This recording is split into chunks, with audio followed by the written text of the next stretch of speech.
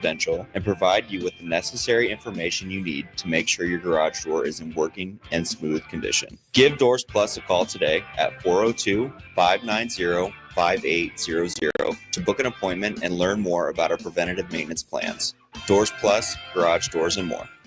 What's the radon level at your home? Don't know? Find out with a call to Bryant Air Conditioning and Heating. Make sure your home is safe with a radon check from Bryant. If you've already tested, ask Bryant for a free estimate for mitigation. Once completed, you'll get a report showing how much safer your home is. When it comes to radon, call Bryant 467-1111 for testing and mitigation. Bryant Air Conditioning, Heating, Electrical, and Plumbing. We do whatever it takes. Constructors is now hiring for all positions, with laborers starting at $23 and up based on experience. Constructors has immediate job openings for laborers, mechanics, bridge builders, operators, and drivers. Start your new career today. Constructors offers great pay, health, dental, and vision insurance, paid time off, paid holidays, and so much more. Join the crew today and be a part of Nebraska's oldest paving company dating back to 1908. For a complete list of openings and to apply online, visit constructorslincoln.com. This is James Harrell with NP Dodge Real Estate. When I became a licensed realtor, I wanted a brokerage that would help me grow in my new career. I found that in Lincoln First Realty. When Lincoln First was acquired by NP Dodge, the training and support I received only got better. I love knowing I have the power of the NP Dodge brand behind me. I would recommend NP Dodge to new agents looking to jumpstart their real estate career and to current agents who want to take their business to the next level. Expand your career with NP Dodge. Call Eric at 402-434-2222. It's game day at Raising Cane's. If you want to order like a champ, it's the action off the field you need to focus on. The only play you're running is chicken. So what combo are you picking? Make it a perfect season. We've got tailgates of hand-battered, cooked-to-order chicken fingers and cane sauce, and jugs of freshly made tea and lemonade. All available to order online or on our app. Touchdown! This season is about to be unbeatable. Raising Cane's Chicken Fingers, one love. Coming at you live from the heart of Lincoln, America. This is the Don't Punt Hour with former Nebraska receiver. Throwing over the middle, completes the pass. He's got speed to the end zone. Touchdown. 45 yards. And return specialist. This time he beats the kicker and one more. DeMornay Pierson-El. Not only does the sideline have confidence in Pierson-El, but Pierson-El has confidence in Pierson-El. On 93.7 The Ticket and theticketfm.com.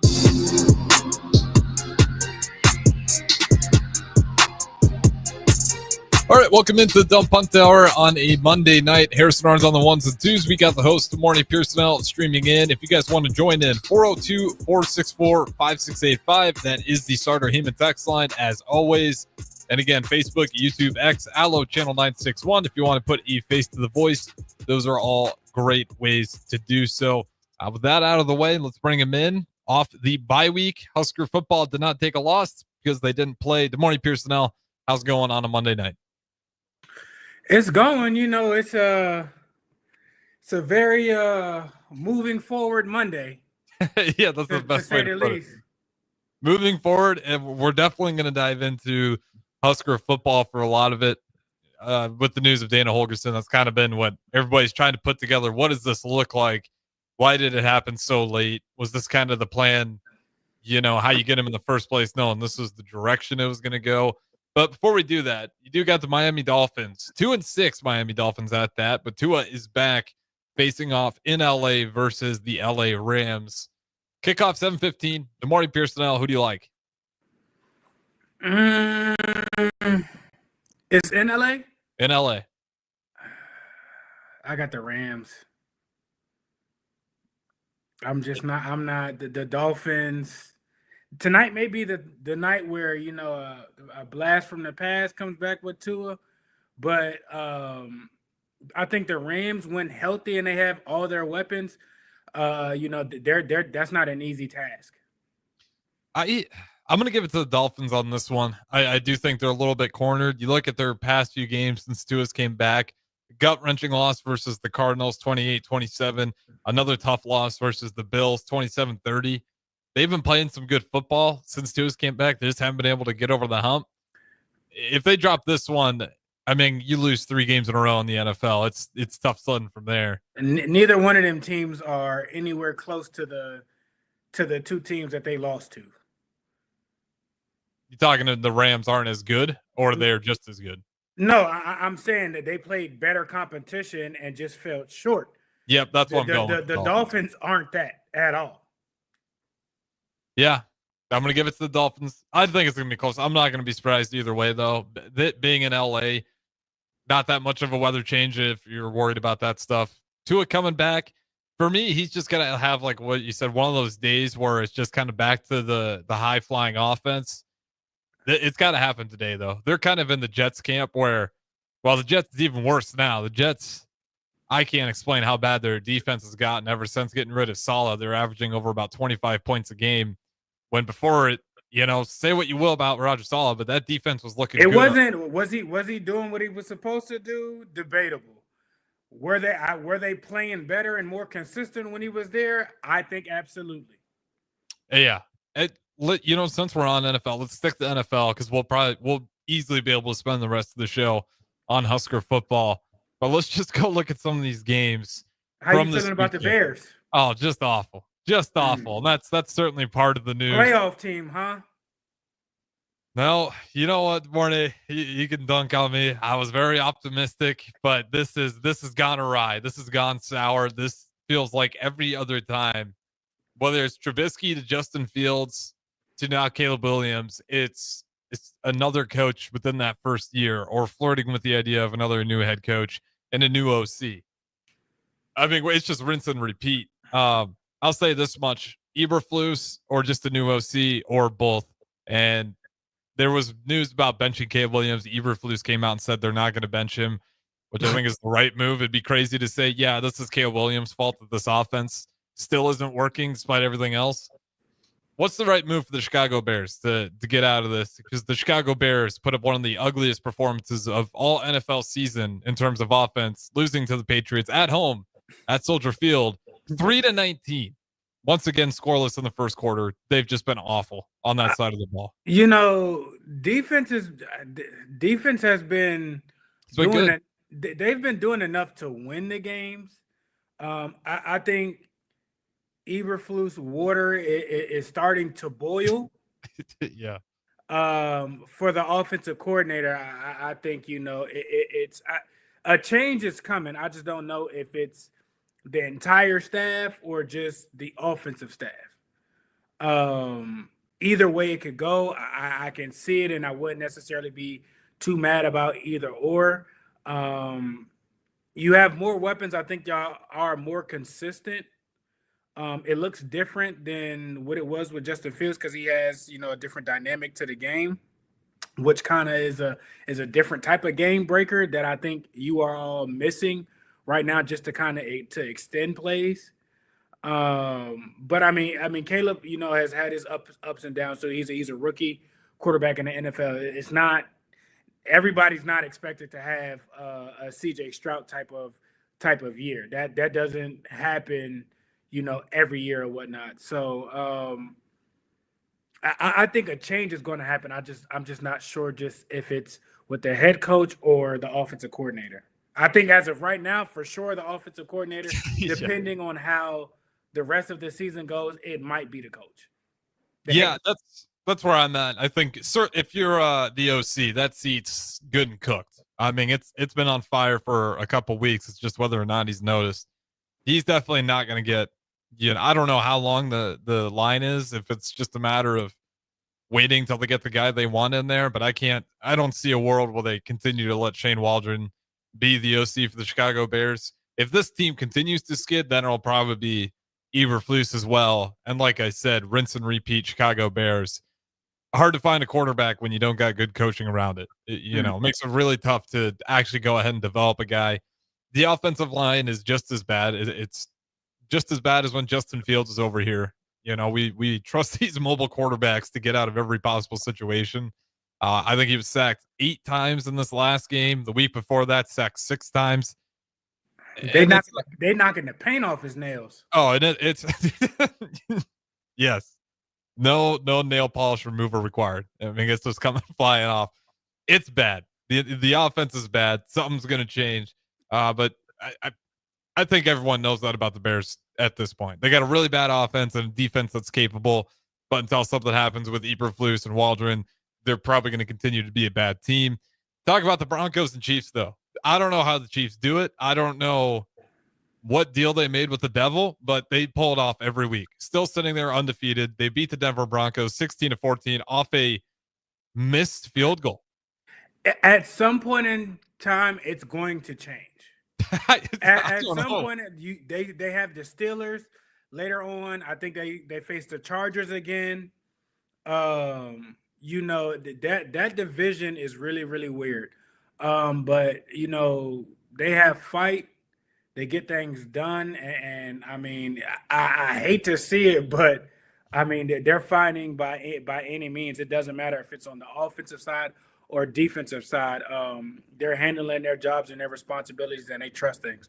So that's a difficult team to face, and you wouldn't want to be in that position because I mean, the Broncos is dominating all game, and it literally just a play away, literally. Yeah, I mean, I don't think the Chiefs are going to go undefeated, but they have won so many of these close games to put themselves in such a good spot already. I mean, to be able to, and a lot of that is just a culture that knows how to win. Yeah, and the Broncos game's very different. I mean, they should not have won that game, but sometimes the coin falls on the right side for you. But I will say this about the Broncos: do they have the best rookie quarterback in the class right now, or are you still going to give it to Jaden Daniels? Daniels. I would. Okay. I could argue. You can arguably say the second. Yes. I'm gonna still lean with Daniels, but man, Bo Nix has been the hidden gem in this whole thing so far. I wouldn't say a hidden gem. I definitely thought he would be successful with Sean Payton and kind of the offense that they run. I didn't know exactly what the supporting cast looked like, but I definitely thought he was a smart enough player to get things done. And as he's gotten settled in and whatnot, they flourish each week. They look, better and better. They're going to be a team that probably in the near future that they're I don't want to say they're like the Lions with you see it like forming and bubbling, but they have the blueprint, and now it's just going to be building on it, drafting free agents and everything like that. But that's going to be a team. They're not easy. They got grit. They're not going to be, a team that you just kind of beat up or whatnot. That's going to be a physical game for a lot of teams.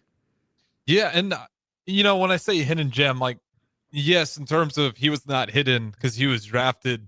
I can't remember which order of the quarterbacks, but he was one. He was third. Third, okay, so third one, not necessarily hidden, but I think or fourth because I think because the Falcons took Penix. That's right. And then I think he was the next one, and then JJ was last or something like that.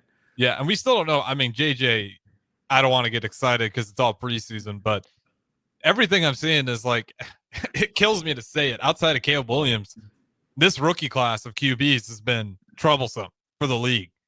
The Bears and Caleb, the defense has been troublesome for teams. Mm-hmm. Caleb Williams has only been troublesome really in that fourth quarter.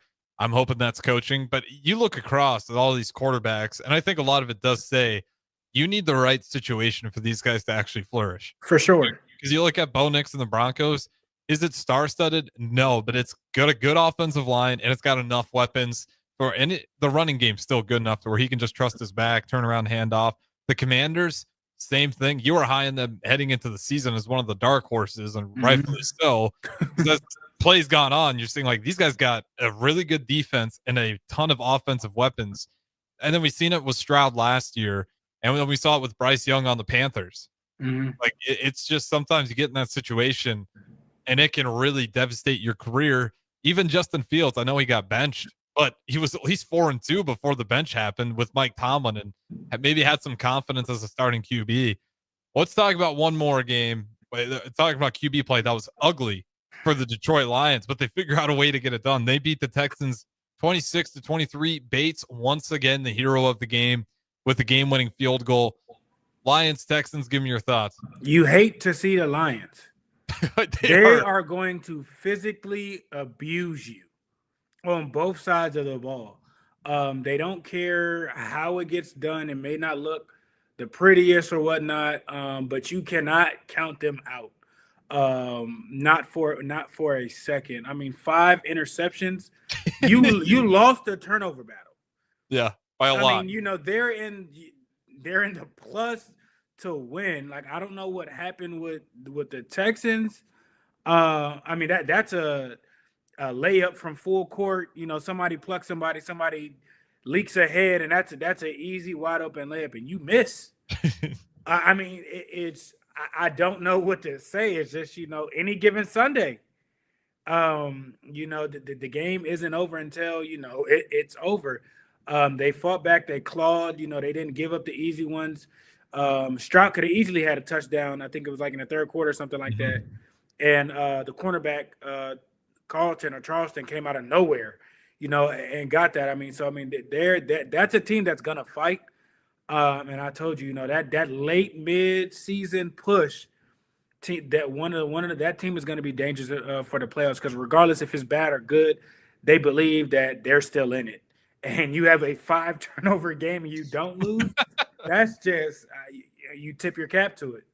Yeah, I don't know the numbers off the top of my head, but there's certainly some first time ever records attached to that game. I mean, to be that, and this is Jared Goff's stats. He was 15 for 30, 240 yards, 2 touchdowns, but 5 picks. 50% and 5 picks is a brutal day. But you said it, the key to the Lions and what this team has been so impressive for me is there is zero complacency. They want to rip your head off every game, just like they're still the 0-16 Lions that have zero respect. It's like they walk into every game acting like they're still being treated as the 0-16 Lions, and it's fantastic to watch. Like, out of all the teams in the NFC North, like, this is the one division team I got no problems rooting for the Lions. It's a fun team, and you can't. I mean, Campbell's got to be one of the most likable coaches in the NFL right now. Who does the coach of the year go to? Do you give it to Campbell? Like, I mean, I think he would be the front runner. It's him or I'm blanking on it right now. Commanders coach, maybe. Yeah, Dan Quinn. Dan Quinn. That's the one or two, definitely. I don't. There are some other good coaches out there and whatnot, but just how they've gotten their team to perform and everything like that, I definitely think those are the top 2 candidates as of right now. Yeah, and one other thing about the Lions, which is so interesting, we talk about we're not really big fans of running backs rooms by committee, but the Lions do it in a way I haven't seen before. You look at the carries for Gibbs and Montgomery are exact, just about. I mean, quite literally the exact amount of carries, and the yards are obviously a little bit different, but they got 2 backs that are close enough in style and play the same physical style brand that the Lions love. They just rotate those guys in and out. And either one of them, I mean, Gibbs or Montgomery, nightmares to tackle. The line knows how to operate. I mean, it's a team that depth-wise and competitive-wise, culture-wise, I mean, you just go down, they check all the boxes. Literally. And I would put them above the Chiefs in the power rankings simply because they've, outside of this game, which they still won it at least, the Chiefs have, in that game, there's also a questionable call that only touchdown of the Chiefs night was on that drive. I can't remember what the call was. They put the all-22 on it. I still couldn't find it. It was a defense penalty. Extended the Chiefs. They get the first drive. They get the touchdown. But the Chiefs, I see a lot of close games where they're barely hanging on to the thread. The Lions, outside of this one, very rarely are just barely winning games. I mean, they're just blowing teams out of the water if they're not ready to play. And this one as well, being on the road, I mean, it's always a tougher environment, and it just does not seem to phase these guys. And to your point, like, they do not give up. The Lions are legit this year. They're probably going to not be complacent all year. It's probably still going to be the hottest team by the time we get to the playoffs, unless they have some bad injuries. They just won a 5 interception game. So, like, this team is ready to roll. Speaking of coaches, though, as we wrap this segment up, we're talking about coach of the year. Give me your coach. We'll call it the Fall from Grace Award. A coach that was highly touted heading into the season, who now everyone's scratching their heads thinking maybe this wasn't the guy.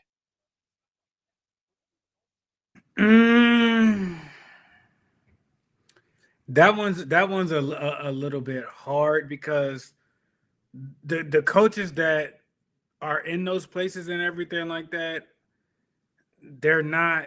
I mean, you can say Cleveland's coach, but personnel. They had injuries and everything like that. That's not necessarily on him. We've seen him operate at a high level. You can probably say the Dolphins coach. That's where I was going. I was going with McDaniel. Then again, it's like Tua got hurt. Like they were hot. They were rolling, for those first couple of games, and then he kind of got hurt. So it's like, I don't think that's a fair assessment to say. The Dolphins is like they were.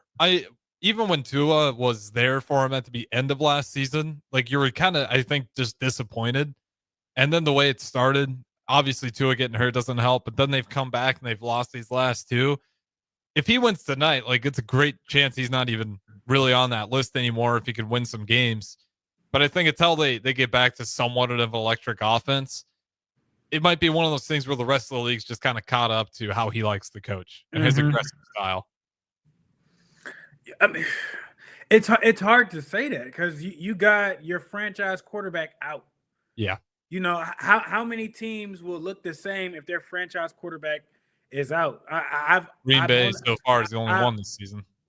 I mean, we've seen the Chiefs do it over the years, but I mean, outside of that, that's not really something that takes off. So I'm giving him a little bit, grace with the situation just because Tua was kind of the perfect quarterback for him to get things going. And the offense looks completely different when he was gone. They weren't running the ball the same. They weren't passing the ball the same. Their screen game didn't look the same. Everything was off. It just wasn't catching. That is honestly, you can probably say, and I hate to say it, probably AP. And I hate to say that. and I hate to say that. It's just, and I don't think that's necessarily all his fault just because of, again, not having a quarterback. You know what I mean? It was terrible with Garoppolo. When they brought him in, that wasn't, the best decision. It's been a nightmare, honestly, since they got rid of DC. And that wasn't, AP's fault. AP kind of weathered the storm after, McDaniels got fired.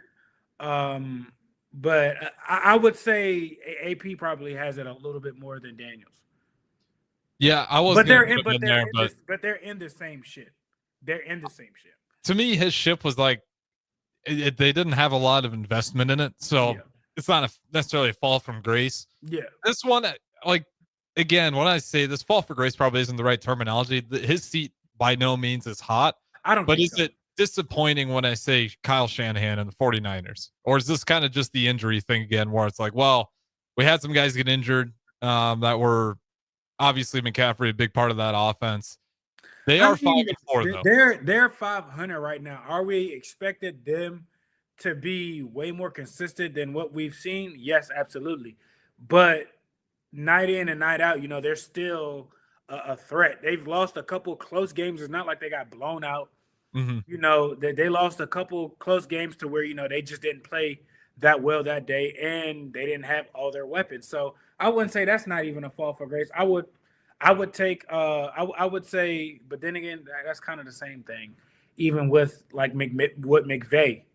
Like they're not what they were with AD and everything like that. And they're still they're sneaky, but yet two of their top targets have been hurt. So I feel like a lot of these teams are kind of in the same ship with stuff. I can tell you probably one of the most disappointing quarterbacks, and I think that's Levis. Honestly, yeah. He kind of looks like Mason Rudolph with the Steelers, like identical how Mason Rudolph came in there. He kind of could have been the guy. They wanted him to be the guy, but you have, a nice quarter or a nice game or a decent game, and then it's just like, what the heck are we looking at? That's an easier question than, a team-wise. Yeah, the quarterback, Will Levis, definitely. Because I was starting to think, I was like, man, this guy's just kind of an air raid, has a cannon, can throw it on the wire. And then as time went on, some of just the inexplainable decision making too. He's had a few iconic moments. The very first game of the season, giving up the pick, being on his hands and knees. Meanwhile, the guy's running past him, touchdown, and that's how the Bears win that game. So it's been a rough one. Certainly up there. Yeah, when it comes to the coaches, this year in particular has been a little bit harder too, because even when I look at a team like the Cowboys, I'm more upset at Jerry Jones than I am McCarthy. But I also know, very much like the NBA, the coach is always the scapegoat. I mean, they're not going to fire the owner. So, like, a fall from grace maybe isn't the right terminology, but they're certainly going to take the disgrace because they're the scapegoat 9 out of 10 times. Like, we started off talking about the Bears a little bit. Maybe it's Eberflus, maybe it's Waldron, but it's certainly not going to be ownership that takes the blame on that one. We'll throw us a break here. We're going to talk about Dana Holgorsen next and Husker football. What the hell does this mean? Is this a good thing? Should we expect any improvement, really? Is this enough time to see an uptick in offense to get adjusted off of just one bye week? Don't go anywhere. Don't Punt Hour with the host, as always, DeMornay Pierson-El. Are you ready for a new opportunity? Check out Sandhills Global. Join a dynamic team where your skills are valued and your career can soar. We offer full-time positions with a 4.5-day work week, competitive pay, excellent benefits, and a positive work environment. From IT and marketing to sales and finance, we're looking for talented individuals just like you. Apply today at sandhills.jobs and take the first step towards an exciting future. That's sandhills.jobs. Don't wait, apply now. Hey guys, it's your girl Jordan from Sartor Heyman Jewelers. Gentlemen, it's time to elevate your style with something from our men's jewelry and watch collection. Why not treat yourself to the ultimate in luxury? We've got an incredible selection of pre-owned Rolex watches, even those hard-to-find models you've been dreaming of. Whether you're stepping up your game day look or adding a touch of class to everyday wear, our top-tier collection is sure to impress. Stop by Sartor Heyman and discover the perfect piece to reflect your unique style. Until next time, happy shopping, guys. NIPCO is hiring CDL drivers for ready-mixed concrete, Husker Concrete, and Beatrice Concrete. NIPCO offers great pay, medical and retirement benefits, paid time off, and they pay for CDL training. Apply today and start your new career with a $2,500 hiring bonus. From NIPCO's beginning in 1908, it's the employees that have formed the company's solid foundation. Start your career today. Visit nebcoinc.com. That's NEBCOINC.com. General Fire and Safety has been keeping Lincoln businesses and commercial structures safe for more than 50 years. From a simple fire extinguisher to full fire suppression systems, Lincoln has trusted General Fire and Safety to provide top-of-the-line products, installation, and maintenance. If you're starting a new business in a brand new building, call on General Fire and Safety to help you plan a fire safety system that fits the specific needs of your business, employees, and customers. Call General Fire and Safety today at 402-261-0116. Midwest Bank is proud to be your local community bank right here in Lincoln. This is Travis with Midwest Bank, now with 2 branches conveniently serving Lincoln and 8 other locations across Nebraska. We're here to help you with any of your needs. From opening a checking account to buying a home or financing your business, our staff is here for you. Stop in and you might see Shin Daddy himself. Your community, your bank, Midwest Bank. Learn more at midwest.bank, member FDIC. Ryan, with all this red and all these people around, I'm still not seeing the tailgate. Todd Spidell, former body shop owner, terrible driver. We're getting close. Now, did you know with 3 locations in Lincoln and hundreds of years of combined technician experience, we can get Husker fans back on the road even quicker and safer after their tailgate mishaps? Oh, Todd, turn left right here. Left or right? Left, right here. Right? Well, you wait for the tow truck. I'm getting a hot dog. Well, I guess while I'm waiting. All right! Most recommended! Eustace Body Shop! Woohoo! Dude, you should be on American Idol. You really think so? No. Accidents happen, even to Husker fans. If it happens to you, call Eustace Body Shop, where our customers send their friends. The most recommended Eustace Body Shop. That's who we are. Get rid of pesky critters once and for all with Bats to Rats. Their expert team is here to help you reclaim your home. No more sleepless nights caused by crawling critters or flapping wings. Bats to Rats ensures a safe environment for every family member. Check the website at batstoRats.com for amazing offers. And if you mention this ad, you'll receive $10 off your initial inspection cost. Call Bats to Rats today at 402-781-8691. That's 402-781-8691. Bats to Rats. Attention students and anyone else looking for a great deal. Sun Valley Lanes and Games has the ultimate weeknight special. For just $15.95, enjoy unlimited bowling, lucky putt mini golf, and laser tag. Flash your college ID at check-in to receive $2 off your admission. It's the perfect way to unwind Sunday through Thursday nights. Check out sunvalleylanes.com for hours and availability. Sun Valley Lanes and Games, located at 321 Victory Lane. Lincoln's best place to meet, eat, and compete. Sun Valley. Explain to me again why we're sleeping on the ground. Because we're thramping. Thrift camping. It's saving us money and getting us closer to nature. But we don't need to thramp. I just combined our home and auto insurance with our State Farm agent, so we have a rate that fits our budget. All right. Do you think our agent can bring us an air mattress? Call your local State Farm agent, Vinny Kreekak, at 402-474-1173. Individual premiums and budgets will vary by customer. All applicants subject to State Farm underwriting requirements. An hour ago, you didn't need a plumber. Now you're in a panic. When life throws you a surprise with a clogged drain, plugged or leaky toilet, broken pipe, leaky faucet or water heater, or a bathroom or kitchen plumbing upgrade, whatever. Just call Bryant Air Conditioning, Heating, Electrical, and Plumbing, 467-1111. Keep that number handy, 467-1111. Or go to BryantLincoln.com. Bryant Air Conditioning, Heating, Electrical, and Plumbing. We do whatever it takes. If you want to make new floor shopping easier, come to O Street Carpet. Hi, I'm Steve Carper. Our flooring professionals can help you choose the best flooring for you, your family, and your budget. We eliminate the confusion. Even better, you'll be enjoying your new flooring much sooner. No 6 or 8 week waits. We'll install right away and save you money on installation. Floor shopping made easy every day at O Street Carpet. O Street Carpet. 1732 O Street. Family owned and operated. Always the best value. This is the Don't Punt Hour on 93.7 The Ticket and theticketfm.com. Here is your host, DeMornay Pierson-El.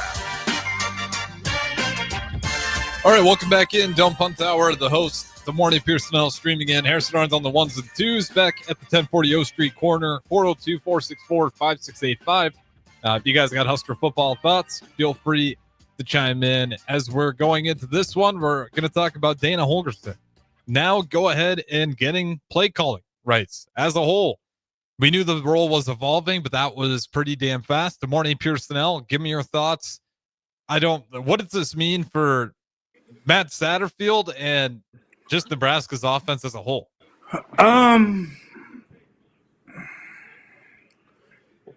Excuse me. I wouldn't say it's shocking.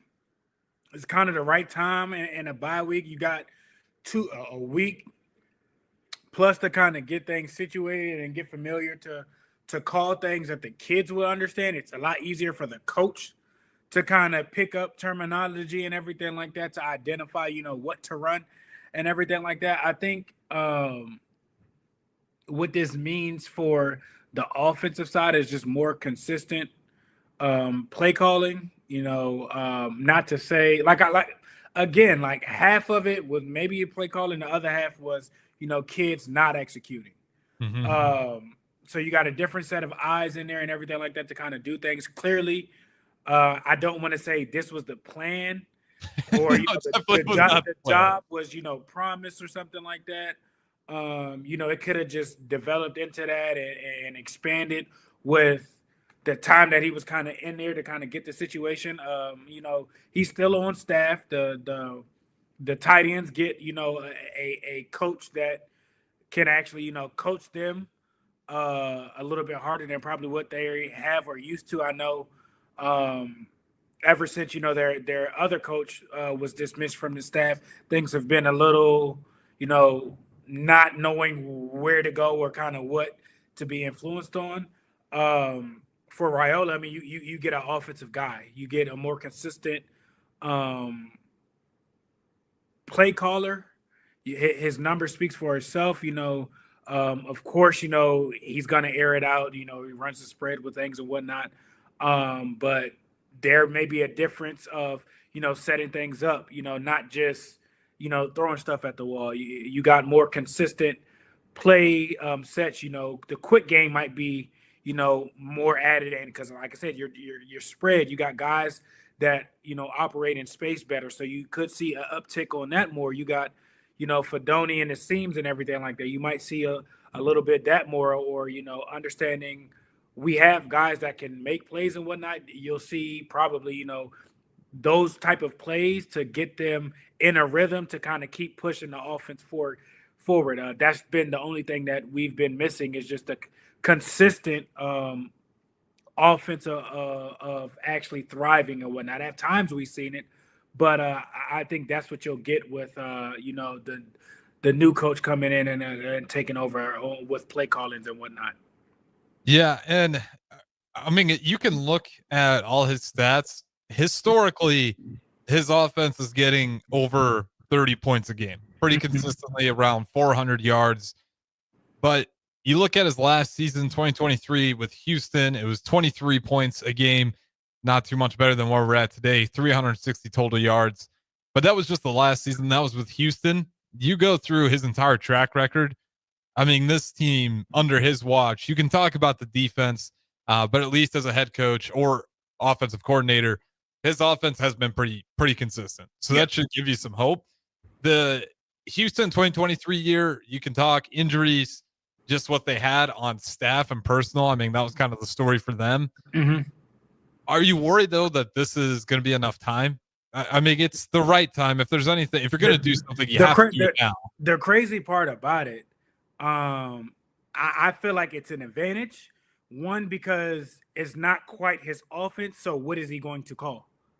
So this, probably screws up SC more than anything because it's not his offense. So what do you prepare for? So, they can kind of get caught off. Their game plan, might be thrown out the window. You might try and look at, what he like to call at some of the places that he's been, but even then, it still quite won't look the same because it's not really his offense.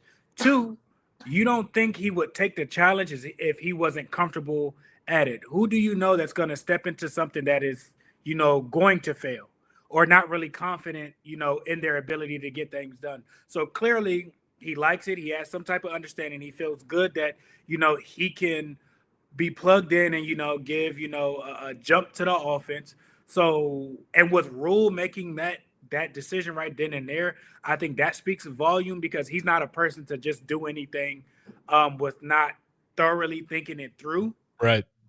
So I'm not worried about it not looking right or anything like that. Do I think it might have some hiccups and everything like that? Yes, probably. But I don't think this is just something out of the blue that they don't think, he could work with. Because he would have said no. He would have been, I don't want that. This is a challenge to him that, might catapult his career with things and whatnot. You have pieces and everything like that. You have a quarterback. And for him to kind of step in and, he's in the batting box. And what if he knocks it out of the park and, all things are, 100 miles per hour and it looks, night and day. And then we kind of look back at this and say, wow, Rule's a genius for this. So I don't think, or I don't underestimate, the process of things. I don't think he would have stepped in the box if he doesn't think he would be successful than what we've seen or, what he's put out there or what's been put out there.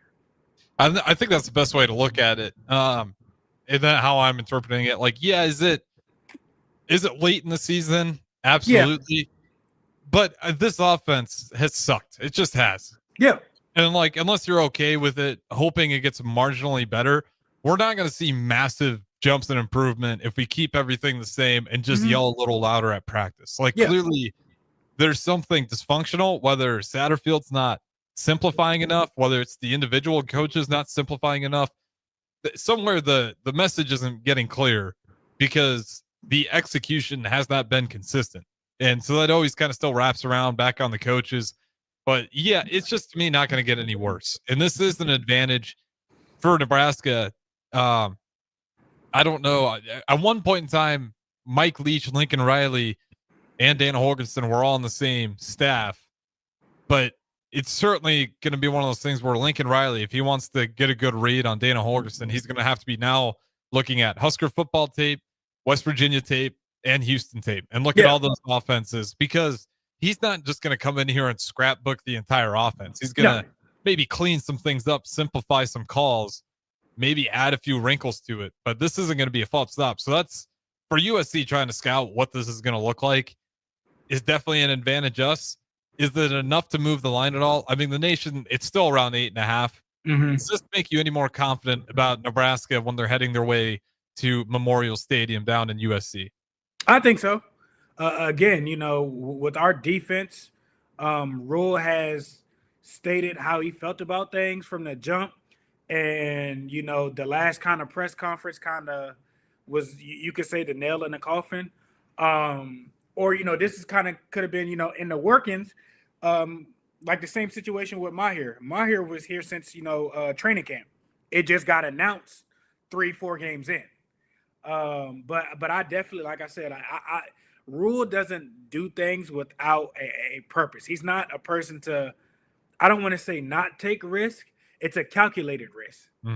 If he thinks, this is what's going to get things over the top, change things up and whatnot, I feel confident with his judgment with things. It'd be different, if he kind of went out there the same old thing or whatnot. But no, he's making change. He's stepping up to the plate. So I feel comfortable with it. Like I said, more so, I think the offense will be in rhythm. I think a more consistent rhythm. That's what I expect. You're gonna let your guys kind of get their engines rolling and let them make plays. And I think he will recognize certain things and things that we haven't been doing and things that might help us, achieve that more consistently. Yeah, and some people worried about the air raid. I have my thoughts on this, but tell me if I'm wrong here. You can still have a solid ground game even if you have a quote unquote air raid attached. Look at Ohio State. What do you think Chip Kelly runs? Exactly. you know what I mean? Like their run game isn't what we've seen in the past, so it's not anything crazy. And again, if you have a run game, it's going to complement the passing game. If you have a passing game, it's going to complement the run game. So, it's just going to depend on what you want to do. I think we haven't utilized the extent of the passing game to open up the run game, meaning we haven't used our intermediate stuff. We haven't used our quick game, with just getting, the ball out, easy completions, getting a rhythm. We've seen it early in the season where we've came out and, our first drives, we're rolling, we're hitting quick, quick pitch and catches, things are getting settling in, and then, it disappears, or, the run game takes off. And, the coach said it himself. He wasn't confident with things. He was in a panic. He was in his head with things. You have a coach that's more confident, that trusts his ability, what he sees and things and everything like that. That's going to set up, and establish certain things. And you have a quarterback that can pick you apart, and you have a dominant run game that, can move the ball and run the ball down your throat. So it's better to have more options than none. So. And that's where I'm at. Like, and to wrap up the conversation on Dana Holgerson, he wouldn't put his name on ink, pen and ink, if he didn't see an opportunity. For sure. He's not like, let's go to Nebraska so I can crap on this last part of my career here, or at least this, significant portion of my career where I'm getting towards the late stages where head coach jobs are a consistent availability to me as long as I do what I'm supposed to do as OC. Mm-hmm. And he just came off a rough run as the Houston head coach. He's going to do what he can to make this thing work. And he wouldn't sign here if he thought this was going to be another bad stint, a bad chapter in his collegiate coaching career. So for me, he sees something, and I think he's right to. I think that's why the fan base is super frustrated, because we have guys on offense. You can't tell me that Banks, Nayor aren't good enough wide receivers, that the litany of running backs between Ramir Johnson, Dante Dowdell can't run the ball, that offensive line, although it's never been dominant, it's got enough starts on its hands to where they should be able to block enough. And then a 5-star quarterback. Yeah, he's learning, but he's still a 5-star QB that has shown he can throw the ball at some ridiculous angles and have enough pocket presence to scramble out of some tough situations. Absolutely. So they can definitely do it. It's just a matter of, is it enough time? Speaking of QBs, though, Dylan Raiola, do you think he's going to be available come Saturday? I think so. Okay. I think so. I mean, you had 2 weeks kind of off, a lot of resting. You know they're going to rehab that like crazy. This type of game with the coach coming in, I don't. He's a competitor. He's shown that early and often. I don't think he's going to let things ride like that. If he's not able to get into practice and get some physical reps in by Wednesday, are you nervous at all about having Dana take over play calling and having Dylan Raiola, who maybe he just gets a run on Thursday and a little bit on Wednesday? Do you still think it's the right call to go ahead and put Dylan Raiola in if he's healthy? It depends on how his availability is. The game is the game. You can be ready and everything like that. You can be in meetings. I know they have the virtual reality stuff now. Yeah, that is true. He's a study hawk. You know what I mean? So he's a student of the game. So it's not like he's not going to be prepared. Would you want more live reps with stuff and everything like that? Yes, but I think you can say at this point you are willing to take that risk, and if it gets in a game to where it's not worth the risk, you pull. So you kind of move forward, but you bring both along and prepare for either situation. But I don't think it's not anything too much. Oh, he didn't practice all week and everything like that. It's a concern, but I don't think it would be enough concern to be like, I don't know if we should do that. Fair enough. And I do forget those VR rooms they have at the facility now. They're insane. And you guys can go. They show them on. I think I just go to Husker Football's YouTube. They do a whole drive-through on a drone of the entire facility. Yeah, I forget about the VR. I mean, Dylan Raiola can literally just sit there in a massive VR room and walk through things and hear the calls and coaching points. The coaches can be in there. He can bump up the stadium noise where he's only talking through in helmet. I mean, it's so the advantages are insane. A lot of the game is mental. Like, don't get me wrong, the game is physical too, but a lot of it is mental. That's why at the next level you have probably more walkthroughs than you do actually practices. You know what I mean? If you can understand what you're supposed to do, know where to be at and everything like that, and that gives you more rest to kind of get off your feet, you're going through the motions. Like, yes, I know it's not at top speed, but that's better than no reps at all. It'd be different if he wasn't there at all. If he, was barely, getting out of the training room and trying to push things. This sounds like more of them being cautious and just make sure that you're 100% ready than trying to force him to be ready. Yeah, couldn't agree more. It'll be interesting. I do expect to, like you, I think it's going to be Dylan Raiola, but I do think there's a chance we see Harburg a little bit more in this game. Just to throw USC off. And I think, if you're Dana Holgorsen, that's somewhat intriguing what you can dial up with Heinrich Harburg. Say what you will.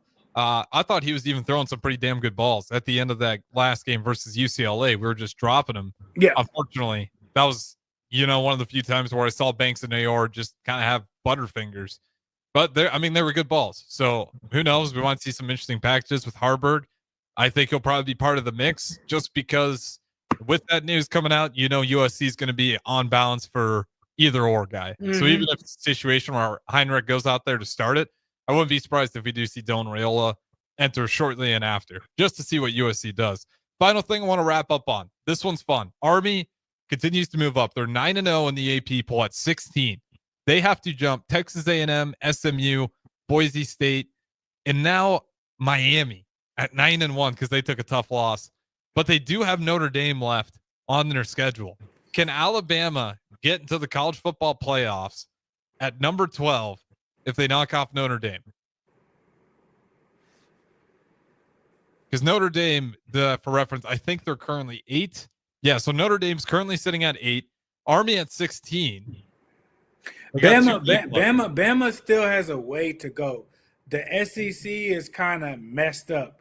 You kind of you got at least the top 2, and then after that, everything makes you nervous. So there's gonna be if Bama gets a third loss, I think it's over for them regardless of anything. If they make it to the SEC championship and lose, we'll see.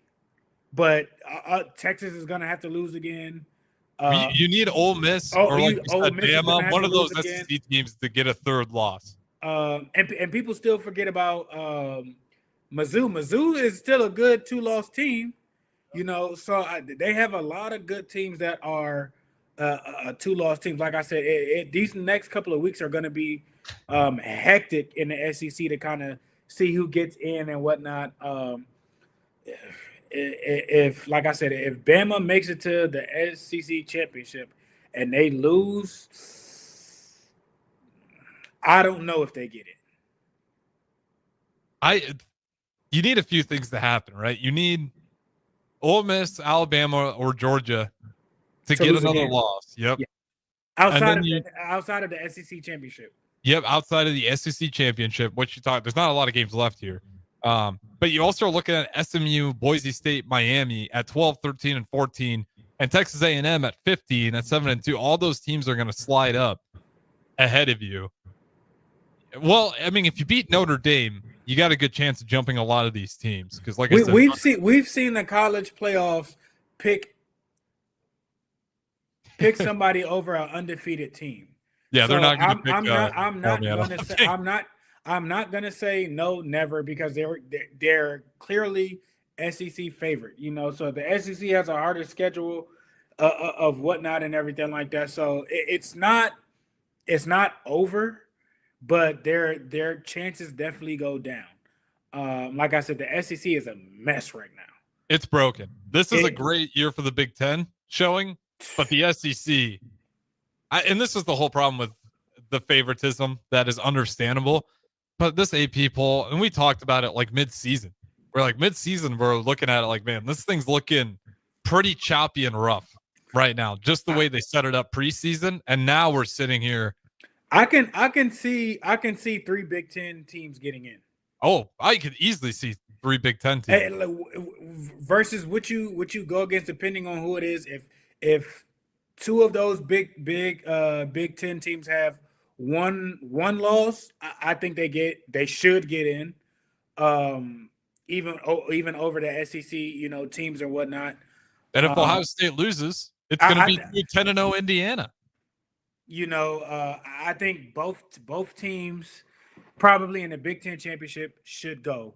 I think they will at this point. It's gonna be difficult with Indiana. Does Indiana play Ohio State still? Yeah, they got it. That's their next game. Big noon kickoff. Ohio State, Indiana. So that's going to be the game, because if Ohio State loses that, I think Oregon and Indiana in the Big Ten championship probably. I think those 2 teams will still get a bid to go to the playoffs, and I think you can say Penn State, because they have a 1 loss, will probably get a bid or should get a bid. Well, so I'd say that only put Ohio State, say they lose that one, they only go to 8-2, but they're sitting 2 in the nation. So you would still get Ohio State, you would get Oregon, you'd get Penn State, you'd get Indiana. So there's 4 teams right there that should, all in my eyes, I don't see how you push them out. I mean, those I think teams, a 10-2 Ohio State team should get over a 3-loss SEC team. Yeah, and then Army at 9-0. It's wishful thinking. I want to see it. Someone from the American breaking their way in the first year. They'd have to beat Notre Dame and do it somewhat convincingly, and then probably annihilate their final opponent, which I can't even remember the name of. But it's not likely, but it's a fun thought. Just seeing Army at 16 in the AP poll is incredible, and seeing Indiana all the way up there above Alabama Who would have thought? Good morning, Pierson-El. Appreciate the time as always. We'll do it again tomorrow. Up next, we got a Tom Osborne and Ron Brown on a pre-recorded show, so don't go anywhere.